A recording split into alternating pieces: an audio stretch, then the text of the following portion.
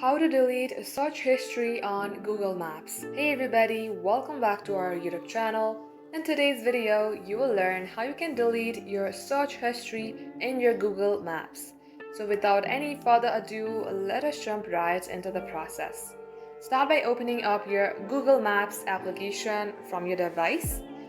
At this page, tap onto your initial on your top right, then tap onto Settings. As you do so, you will see a settings page. In here, tap on Maps History. Here you will see all the location that you have searched for.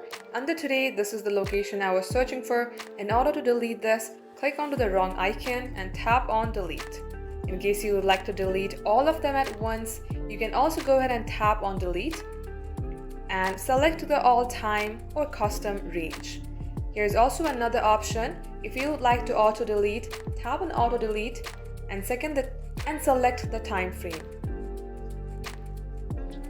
Once you do so, tap on to next and tap on to confirm. Just like so, this is how you can do it. Thank you for watching the video till the very end. In case you would like to see more videos on this Google Maps topic, all you have to do is comment down below and we will be back soon with more tutorials like this. In the meantime, like this video and subscribe to our channel.